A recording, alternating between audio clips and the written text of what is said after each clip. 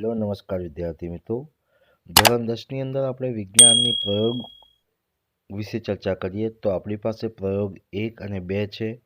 પ્રયોગ 1 અને 2નું આપણે સોલ્યુશન અને સમજૂતી જોઈશું વિદ્યાર્થી મિત્રો. તો સૌથી પહેલા પ્રયોગ છે આપણી પાસે છે ઓક્સિડેશન પ્રક્રિયાનો અભ્યાસ કરવો. તો આપણી પાસે હેતુ છે આપેલ ઓક્સિડેશન પ્રક્રિયાનો અભ્યાસ કરવો. મેગ્નેશિયમની પટ્ટીને હવામાં દહન કરવું અને કોપર અથવા તાંબાના ભૂકોને ગરમ કરવું. સાધનની અંદર વાત કરીએ આપણી પાસે વિદ્યાર્થી મિત્રો તો ચીપિયો, બર્નર, વોચ ગ્લાસ, ત્રિપાઈ સ્ટેન્ડ, તારની જાળી, ચાઇના ડીશ. બરાબર છે. પદાર્થની અંદર વાત કરીએ વિદ્યાર્થી મિત્રો તો મેગ્નેશિયમની પટ્ટી, કોપરનો ભૂકો. પ્રયોગ કરવા માટે આટલા બધા સાધનો અને પદાર્થની જરૂર પડે. ફર્સ્ટ પ્રયોગની અંદર વાત કરીએ વિદ્યાર્થી મિત્રો મેગ્નેશિયમની પટ્ટીને હવામાં દહન કરવું. તો સાવચેતીની અંદર વાત કરીએ તો મેગ્નેશિયમ પટ્ટીને ચીપિયાની મદદથી પકડવી અને પટ્ટીને સળગાવતી વખતે શરીરથી દૂર રાખવાની છે. અહીંયા વિદ્યાર્થી મિત્રો તમને આકૃતિ આપી છે, એ આકૃતિ તમને બાજુમાં દોરવાની છે જે અહીંયા તમને આપેલી છે.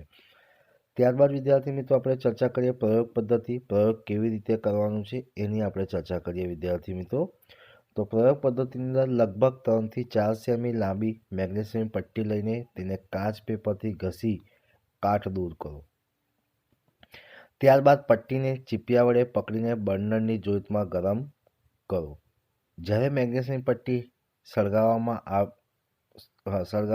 સળગવા માંડે ત્યારે ઉત્પન્ન થતી રાખને વોચ ગ્લાસમાં એકઠા કરીને આપણે અવલોકન કરવાનું છે.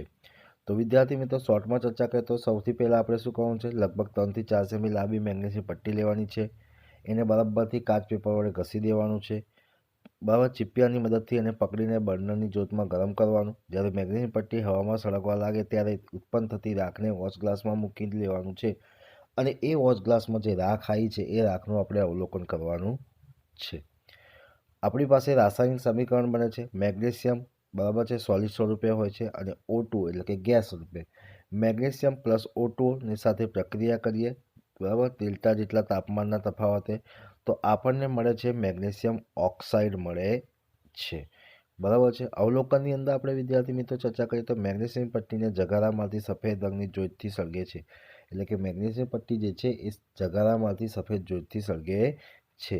વોચ ગ્લાસમાં એકઠા થતી સફેદ રાખ મેગ્નેશિયમ ઓક્સાઇડ છે.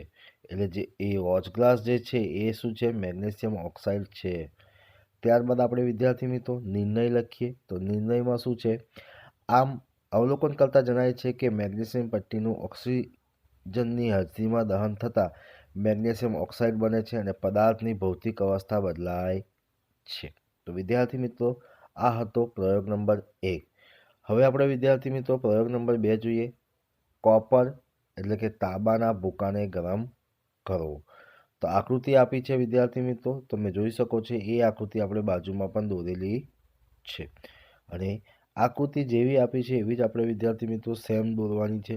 ત્યારબાદ વિદ્યાર્થી મિત્રો ચર્ચા કરીએ તો પ્રયોગ પદ્ધતિની અંદર. તો પ્રયોગ પદ્ધતિની અંદર આપણે વિદ્યાર્થી મિત્રો જોઈએ તો એક ચાઇના ડીશ લો, તેમાં આશરે 1 ગ્રામ કોપરનો ભૂકો લો.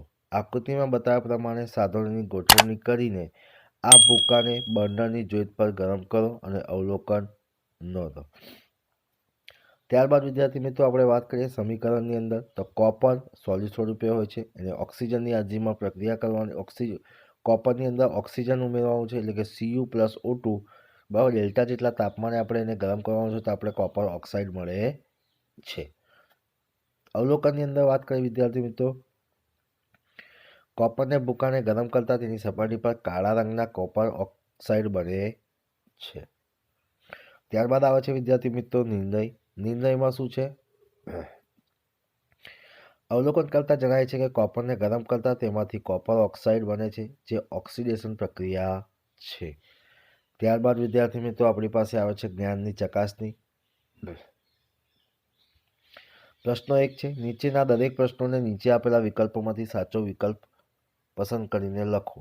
મેગ્નેશિયમ ઓક્સાઇડનું આણ્વિય સૂત્ર કયું છે? તો આપણી ખબર છે મેગ્નેશિયમ ઓક્સાઇડ એટલે કે MgO.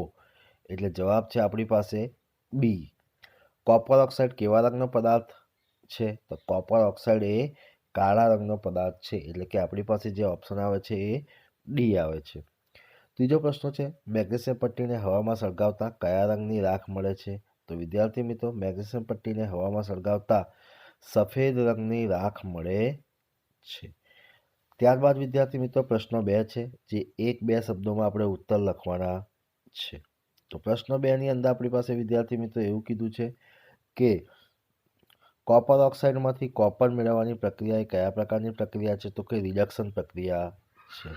Cu+O2 gives Cu+H2O નું ઓક્સિડેશન થાય છે, તો H2 નું. મેગ્નેશિયમની સંયોજકતા કેટલી છે? તો મેગ્નેશિયમની સંયોજકતા +2 છે. તો વિદ્યાર્થી મિત્રો, આ હતું આપણી પાસે પ્રયોગ 1 અને 2 નું સોલ્યુશન. તો વિદ્યાર્થી મિત્રો, ધોરણ 10ની અંદર દરેક પ્રયોગનું સોલ્યુશન જોવા માટે તમને આ ચેનલ પર બધા જ વિડીયો મળતા રહેશે. તો વિદ્યાર્થી મિત્રો, આ ચેનલને સબસ્ક્રાઈબ ના કરી હોય તો સબસ્ક્રાઈબ કરવાનું ભૂલતા નહીં. જય હિન્દ, જય ભારત.